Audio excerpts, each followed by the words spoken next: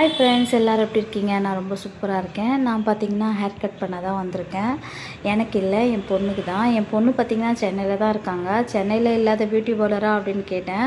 இல்லை எனக்கு உங்கள் முன்னாடி தான் கட் பண்ணணும் அப்படின்னு சொன்னாங்க. ஏன்னா இதுதான் ஃபஸ்ட் டைம் கட் பண்ண போகிறாங்க. அவங்களுக்கு எப்போவுமே ஹேர் வந்து நான் தான் கட் பண்ணி விடுவேன். நான் 1000 தடவை சொல்லியிருக்கேன், எப்போவுமே வந்துட்டு ஹேரை வந்து சூப்பராக வச்சுக்கணும் அப்படின்னு சொல்லிட்டு நான் பார்த்திங்கன்னா ரொம்ப மசாஜ் பண்ணுவேன். பொண்ணுக்கு வந்துட்டு கருவேப்பிலை வெந்தயம்லாம் போட்டு அரைச்சி நல்லா தடி விட்டு இவ்வளோ தூரம் கஷ்டப்பட்டு வளர்த்த ஹேரை வந்துட்டு சர்வசாதாரணமாக கொஞ்ச நேரத்தில் நான் ஹேர் கட் பண்ண போகிறேன் அப்படின்னு சொல்லிட்டு வந்துட்டாங்க. சரி, மனசு ரொம்ப கஷ்டமாக தான் இருந்தது. ஏன்னா ஒவ்வொரு முடி வளர்க்குறதுக்கு எவ்வளோ கஷ்டமாக இருக்குன்ட்டு. நிறைய பேருக்கு ஹேரே இருக்காது. அவங்கெல்லாம் வந்துட்டு பார்த்திங்கன்னா ரொம்ப கஷ்டப்படுவாங்க. ஹேர் இருக்கிறவங்க ஹேரை கட் பண்ணுறேன்னு சொல்லிட்டு வரும்போது ரொம்ப கஷ்டமாக தான் இருந்தது.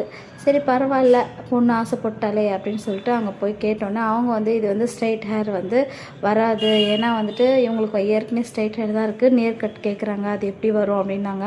சரி பரவாயில்ல, நான் எப்படியோ ட்ரை பண்ணி பார்க்குறேன் அப்படின்னு சொன்னாங்க. இவங்க வந்து லேடிஸ்க்கு மட்டும் வந்துட்டு ஹேர் கட் பண்ணல, ஜென்ஸுக்குமே இருக்குது, குழந்தைங்களுக்குமே இருக்குது. நல்லா சூப்பராக ஹேர் கட் பண்ணுறாங்க. எல்லா இதுவுமே இருக்குதுன்னு சொன்னாங்க. எனக்குமே சரி ஓகே பரவாயில்ல. கட் பண்ணும்போது ரொம்ப கஷ்டமாக தான் இருந்தது. என்னடா கொஞ்சம் கொஞ்சமாக முடி போகுதுன்னு. ஆனால் கட் பண்ணி காமிச்ச உடனே சூப்பராக இருந்தது, வேறு லெவலில் இருந்தது. லாஸ்ட்டில் நானே உட்காந்து கட் பண்ணிக்கலாமோ அப்படின்னு நினச்சேன். சரி பரவாயில்ல, பொண்ணுக்கே போதும் அப்படின்னு. என் தங்கச்சி கேட்டால் எவ்வளோக்கா ஆச்சு இது கட் பண்ணுறதுக்கு?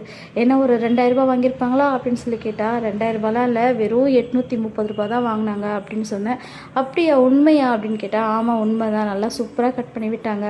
கட் பண்ணி விட்ட உடனே ரொம்ப சந்தோஷம் தாங்கலை. மூஞ்சில் வந்து தாண்டவம் ஆடுது, அந்த அளவுக்கு சந்தோஷம். பரவாயில்ல, இந்த ஹாப்பியோடவே இருந்துட்டு சரி வா கிளம்பி போகலாம், ரொம்ப பசிக்குது அப்படின்னு சொன்னேன். 1 மணிக்கு வந்தேன். லாஸ்ட்டில் 3:30 மணிக்கு தான் கீழே இறங்கினோம்.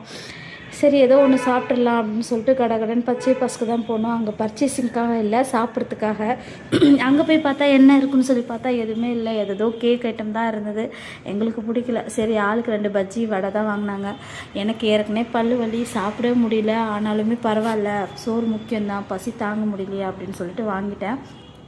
என் தம்பி பொண்ணாட்டி பஜ்ஜி தான் சாப்பிட்டா. நான் வந்துட்டு வடை வாங்கி சாப்பிட்டேன். பார்த்திங்கன்னா சாப்பிடவே முடியல. ஒரு சைடு சவச்சி சாப்பிட்டோன்னே கிண்டல் பண்ணாங்க.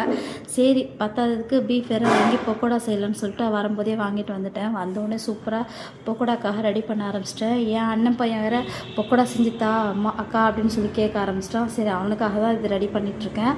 செஞ்சு முடித்த உடனே எடுத்துகிட்டு போய் அவன் கையில் கொடுக்கலாம் அப்படின்னு சொல்லி சொன்னேன். என் பொண்ணு சொன்னால் அம்மா கடை ஸ்டைலில் வரணும், அந்த அளவுக்கு சூப்பராக செஞ்சு கொடுங்க அப்படின்னா.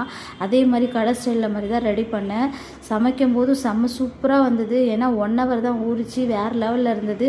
யாரெல்லாம் வந்துட்டு பீஃப் பக்கோடா வீட்லேயே சமைச்சு சாப்பிடுவீங்கன்னு சொல்லிட்டு எனக்கு கமெண்ட்ஸ் பண்ணுங்கள்.